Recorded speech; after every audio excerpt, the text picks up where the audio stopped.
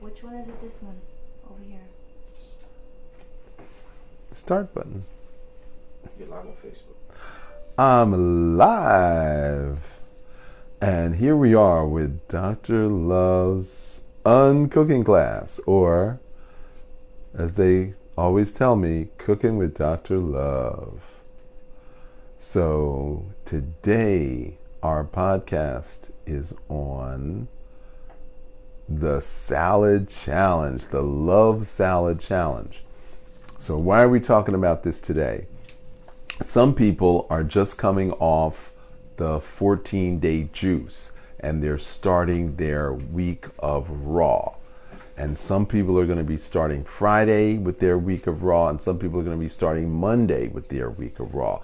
So we got people all staggered, so I figured I might as well give you a heads up for the people who haven't started, and this is necessary and important for those who have already started. So what is the salad challenge? Well, it's how do you make a salad the way Dr. Love makes salads. And I've had diehard meat eaters come to me and they say, yo, dude, there's nothing better than your salad. If I had to eat your salads, I would give up meat easily. So since you've already given up meat for 2 weeks, now's the time to get into the salad. So what is the basis of your salad? The basis of your salad is going to be baby greens or mesclun greens or romaine lettuce or baby arugula or baby spring mix. So no matter what grocery store you go to, whatever produce market you go to, there's a variety of leafy greens. There's something called super greens. There's baby greens. So you got all kinds of things that you can access for greens. So now the next question is, how much greens do you use per salad? So I'm going to teach you how to scale. So if salad for 1, you're just going to grab a handful of greens. Salad for 2 is going to be 2. Salad for 3 is going to be 3 handfuls. Okay, so that's our basic starting point.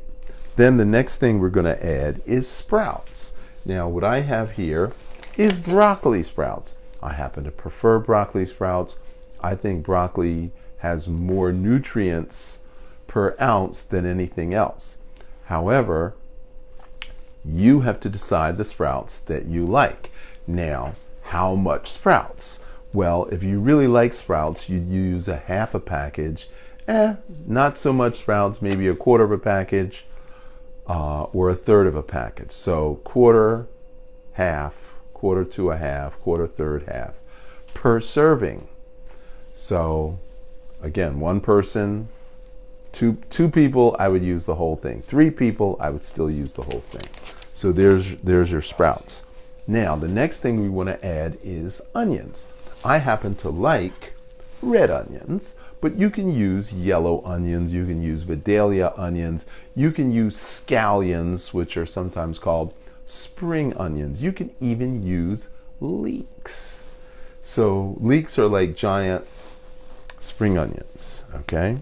Now, the next thing you want to use is carrots. Now, baby carrots are better because everything in your salad depends on mouthfeel and texture. That is what makes you want to eat the salad.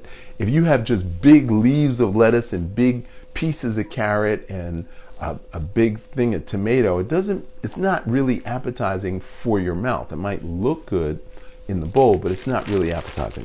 So I like baby carrots, and my favorite are the tricolor carrots. So we have orange carrots, white carrots, and purple carrots, sometimes called black carrots, which were actually the original carrot, but that's another story. Okay, so you can use baby carrots, or you can use thin sliced black carrots, which if you follow me on Instagram, DRQI, Dr. Chi Love on Instagram, you'll see all the black carrot recipes I posted. Then you can use squash. Now, I happen to like baby squash, the baby zucchini, not the big long zucchinis, but the really baby zucchinis. And I also happen to like baby yellow squash. So you can use that as well. Now, do you have to put all of this in the salad? Absolutely not. You can pick and choose. I'm going to give you the essentials in a minute. Then you can use olives. Now, there's Kalamata olives, there's black Greek olives, there's green olives, there's the big green with nothing inside, then you got the little olives with the pimento. Whatever kind of olive you like. You can put, again, just a handful of olives. Then the next thing we want to add is an avocado. Now, this is a medium-sized avocado. There's huge avocados and there's the little baby avocados. So, for 2 people, you want to use a medium avocado. If it's 1 person, you want to use the baby avocado. If it's 3 people, you still use the medium. If it's 4 people, you want to use the big avocado. So that's how you scale your salad for the number of people. Then I happen to like crunchy. So we have cashews. Now these are whole cashews. I like cashew pieces because unless you're eating them one at a time, again, you're going to mix the salad. So I prefer cashew pieces, but you can use cashews, you can use walnuts, unless you're allergic to walnuts. You can use almonds, toasted or raw, and then you can use sunflower seeds. So all these things you can put in your salad for crunchy. So you've got the avocado for creamy, and you've got the nut pieces for crunchy. So you have both of those. And then you also have carrots for crunchy. Now, tomatoes. I love tomatoes. These happen to be kumatoes, which are brown tomatoes. These are cherry tomatoes. And then they have grape tomatoes, and then they have heirloom tomatoes. So whatever kind of tomatoes you like, I happen to like grapes and cherries in my salad. If I'm making sandwiches, I'm going to use the heirloom, the bigger tomatoes, but then that's up to you. So how much? I use 6, 7, or 8 cherry tomatoes for 2 people. If it's just 1 person, I'm going to use 3 or 4 cherry tomatoes. Then I like hot stuff. So these are jalapenos. So for 1 serving, I would use half a jalapeno.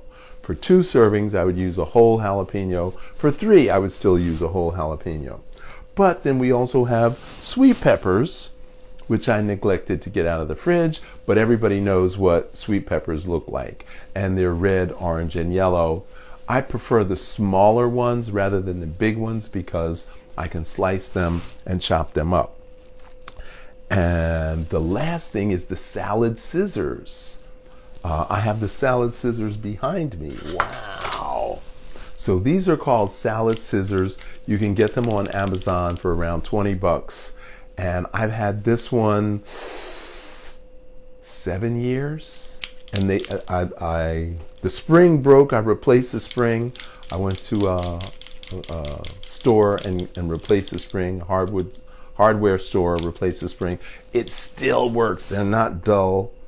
No, they're not dull yet. I still use them. So now, our chopped salad is got to be chopped. Now, if I was really smart, I would have already chopped the salad.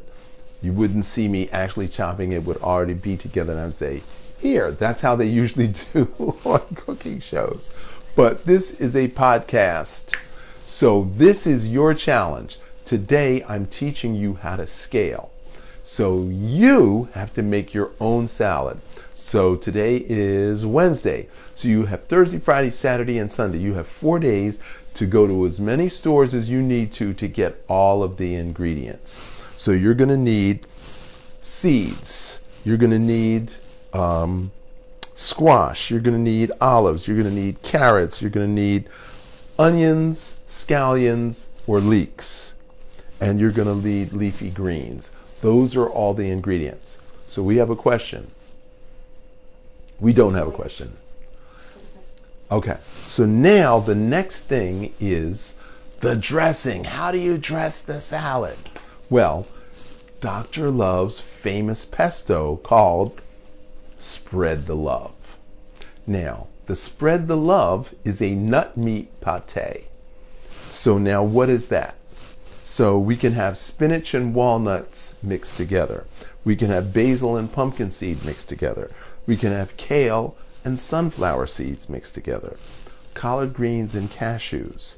Carrots and almonds. Cilantro and Brazil nuts.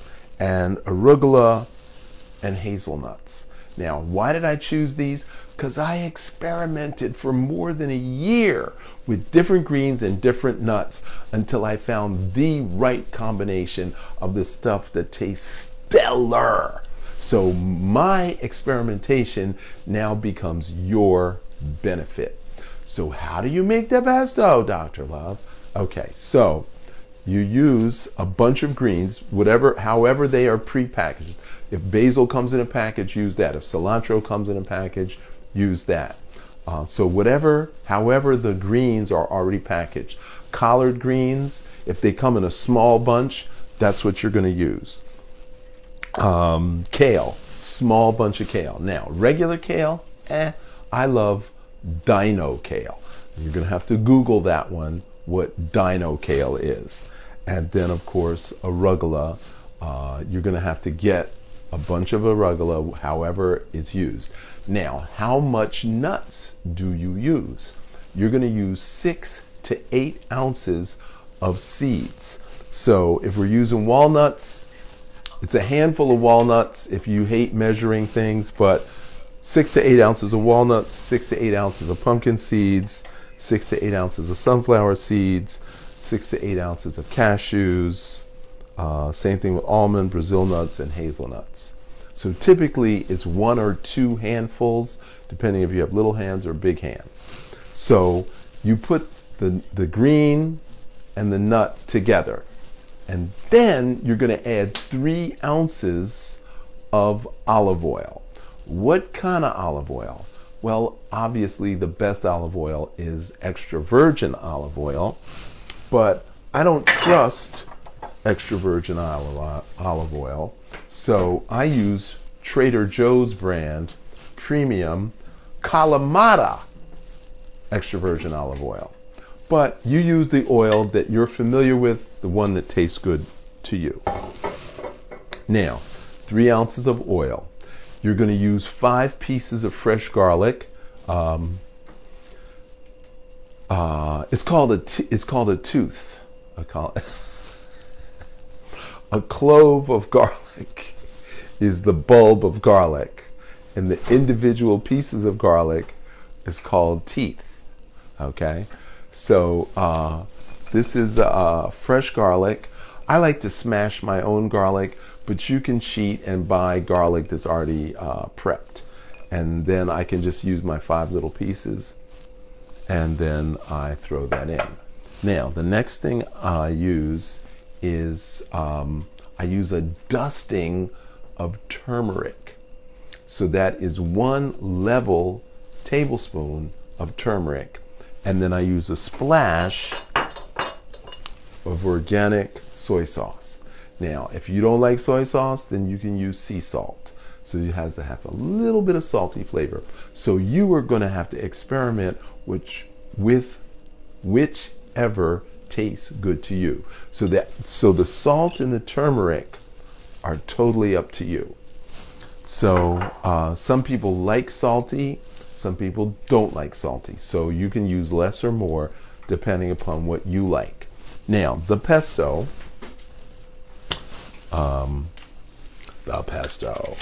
So you can make it creamy, and this is exactly how we want it. This is perfect pesto.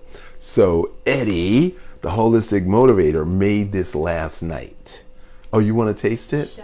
You want to taste it? See how creamy that is? And that's what you want on your salad dressing. This is absolutely perfect. Now, Eddie's done this a couple of times before, so he has a little bit of practice at it. But you're going to have to experiment. You may not make it perfect the first time, but don't be upset. It still tastes good, okay? So the trick is, if you want it creamy, you use more oil. If you want it watery, you use more water. If you want it thicker, you use more nuts. If you want more flavor, you use more green. So you can experiment with what works for you. So most people like the way I make it because I've been making it a long time. But that's basically how you do your love salad. So I have the king salad, I have the queen salad, I have the emperor salad. So it's amazing. So what is your next step? Your next step is to go to the produce market and see what kind of greens you want. Your next move is to decide what is the pesto you want to start with. For everybody, spinach and walnuts, easy as pie. Okay, so I would suggest starting with spinach and walnuts. If you already, if you're a guy and you're over 50 and you want some medicine for your testosterone, then you want to do the basil pumpkin seed, because pumpkin seeds has zinc and copper, which is good for the male energy. If you're a woman, you want to use the carrot almond. Everybody can benefit from the cilantro Brazil nut. I guarantee you will love that. And the arugula hazelnut, everybody loves that. So there's nobody that doesn't like any of these, because the flavor is between the nut and the green, and that's a perfect combination. So you have fat, you have protein, you have carbohydrate from the green. So you have fat, protein, and carbohydrate. You have creamy, and you've got flavor from the turmeric and the soy sauce. And that is how we eat raw for 7 days. So one of my students, Master Reed, he posted on Boost Your Immune System Facebook page 5 different pestos, and he made a lot. And I had to caution him. I said, give that stuff away, because that stuff is so good you'll have a tendency to overeat, and we don't want that. So I'm sorry I didn't make the salad in advance so you could see what it looks like, but you can go on Instagram and see the previous salads I made. Now, if you have not started your 21-day program, now is the time to start, because this is what you're going to eat when you get finished. That's a really good incentive. So we're going to do 14 days juice, 7 days raw. How to get started with the juice? You're going to go to 21daystowellness.com. That's the numerals 21daystowellness.com. And if you've already started, you want to make your own salad and tag at Dr. Chi Love and hashtag Love Salad Challenge. Okay? So we want to see what you've made. And we'd love to have a reaction from your roommate or significant other. Animals don't count. Don't say the dog liked it. So, Katniss, do you have any questions? Yes. Yes, we got a question. With the pesto love meat, how long does that last? How long can we keep it in the refrigerator? It lasts 7 days. And 7 days. And people are like, well, shouldn't it last longer? No, because if you eat it a little bit each day, it's going to be gone. And how about if we want to have seconds on the salad? Do you recommend us having seconds? Okay, so the caloric content of salad is so low. You can absolutely have seconds. But if you make it properly and scale it for 1, 2, or 3 people, you won't overeat. So next time, I'm going to teach you guys how to make flax crackers. And you can spread the pesto on the cracker, or you can use the cracker as a scoop for your salad. So I'm going to tell you the 5 white devils: flour, dairy, animal fat, sugar, and salt. Those are the 5 white devils.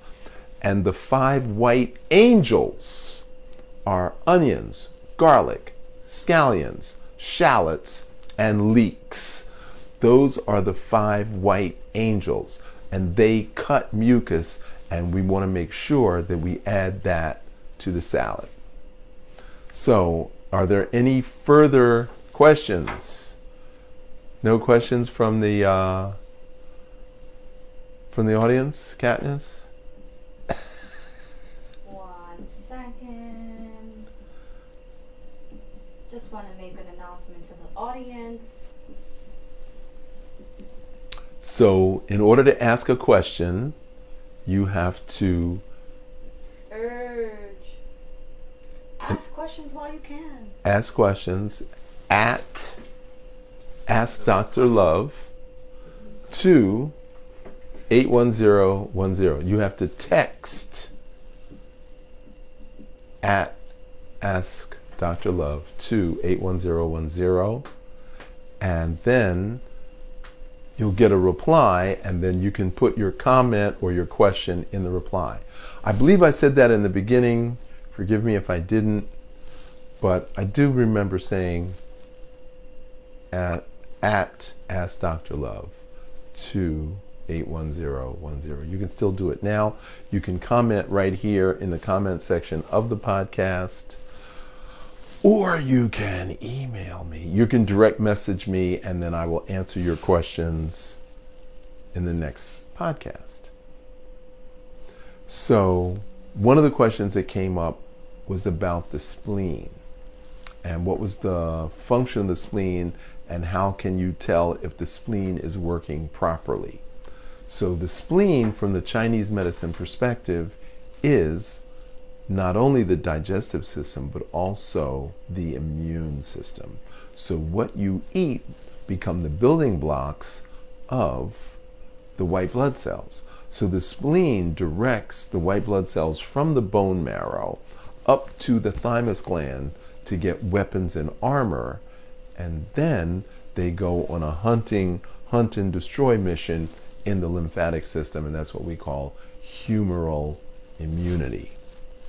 And then we're going to have a webinar on how to shield your immune system this Friday. So if we have any questions, this is the opportunity, this is the time to ask the questions. Question. Mm-hmm. Why is animal fat the devil? Okay, so a devil is anything that destroys your sense of well-being. Now, when we were a rural agrarian society and we worked on the farm and we did hard labor and we had to chop trees and we had to dig ditches and we had to do a lot of manual labor, eating meat was perfectly okay. And the reason why it was okay is because people slaughtered their own animals.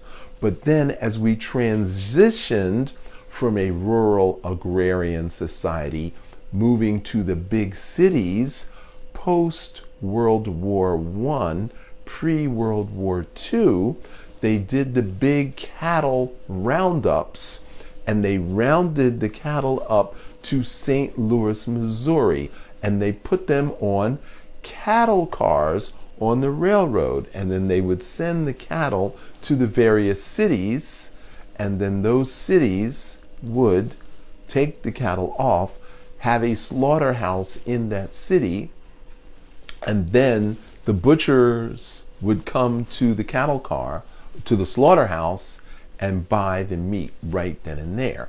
They had not invented the refrigerated car. They hadn't, the train car, they had not invented that yet.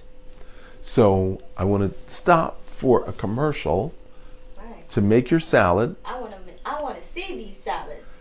And tag Dr. Chi Love and hashtag to Love Salad Challenge.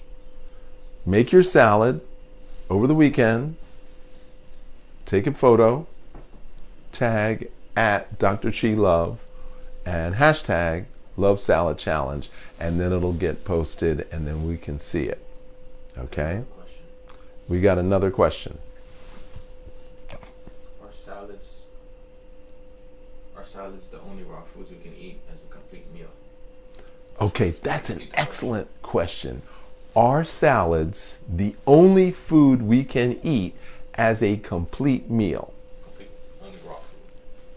The only raw food you can eat as a complete meal. So I'm so glad you asked me that question. So first of all, we have to define what is raw, and secondly, we have to define what is a meal. Now, raw foods, well, let me back up a half a step. A vegetable is anything that grows. So fruits are technically vegetables. But fruits have seeds. Vegetables technically don't have seeds. But anything that grows is a vegetable.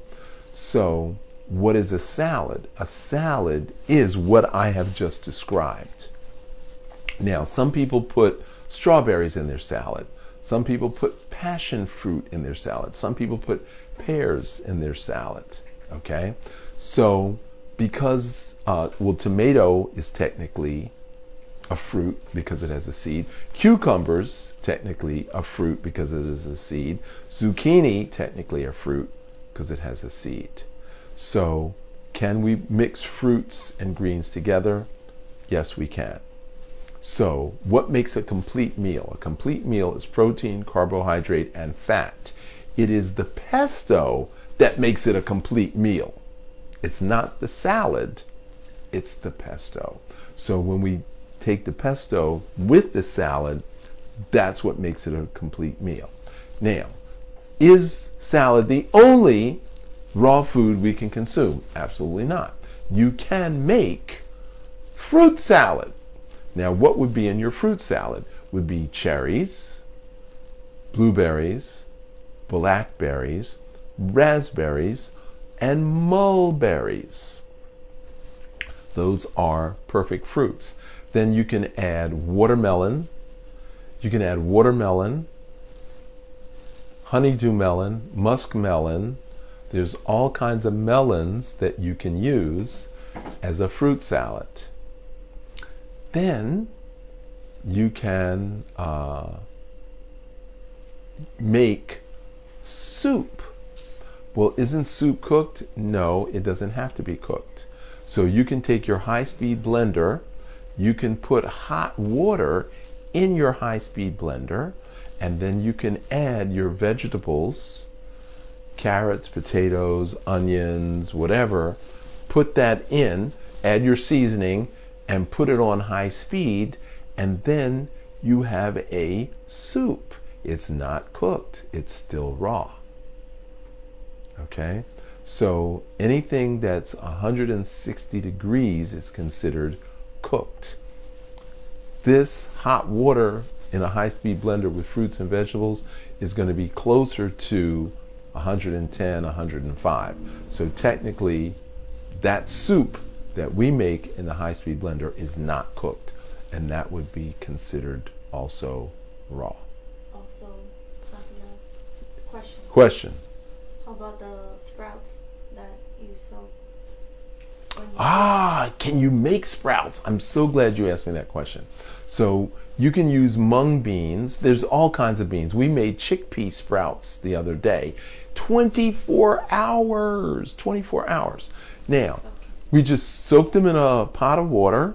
We rinsed them 3 times a day. 24 hours later, the little root tails came out. We rinsed them again and put them in the fridge, and they still continued to grow in the fridge, in the dark. So we had mung bean sprouts, we had chickpea sprouts. There's all kinds of beans. I went out and bought 4 kinds of beans the other day. We haven't had a chance to sprout them yet, but we got all kinds of wonderful sprouts that you can grow yourself very inexpensively. So I didn't finish answering the question about the meat, but the bottom line is, if you kill something, rigor mortis sets in, which means the meat becomes very, very stiff. When you buy meat, it's no longer stiff. And then they say it's fresh meat. Well, that meat was killed several months ago. So the nutrition that would be in that meat, if you killed it and ate it on the spot, is very different than if you killed it and put it on a hook and aged it for 3 months to a year, because aged beef has more flavor than not aged beef. And what makes beef delicious is the fat, and the fat and the toxins bind together, and that's why meat is the devil. Next question. Do we take in the negative energy they feel as the livestock go through the process of being slaughtered? So the question is, do we take in the negative energy they feel during the process of being slaughtered? And the answer is absolutely yes. So my grandmother raised chickens. She would select the chicken that she was going to kill on Monday. She would isolate that chicken. She would give that chicken special food. The day before, she would put a hood over the chicken's head to disorient the chicken. Sunday morning, she would grab the chicken, snap its neck, hot water, pluck the feathers, and at 3 o'clock in the afternoon, we were eating chicken. So that was a process she used to prevent the toxic waste matter of being slaughtered being in the chicken. Now, I'm sure you've all seen the Texas Chainsaw Massacres and all the horror films with chainsaws. That comes from working in a slaughterhouse. The guys who wrote all those movies worked in a cattle slaughterhouse where they used chainsaws to cut the animal heads off while they are still alive. So there's more accidents, work-related accidents in slaughterhouses than any other industry in America, which is why insurance rates are so high and you don't want to eat that. Next question. So many people have insulin resistance and are diabetic. How do you feel about certified grass-fed, grass-finished beef and free-range poultry? Okay, let's take grass-fed beef. What they have discovered is that if they feed hay to a cow 30 days before it's slaughtered, it somehow cleans it out. Now, certified grass-fed, fine. Humanely slaughtered, fine. Flash frozen and shipped directly to your house, fine. That's your choice. I don't recommend it, but I'm not against it if that's your choice. But how do you know it's humanely slaughtered?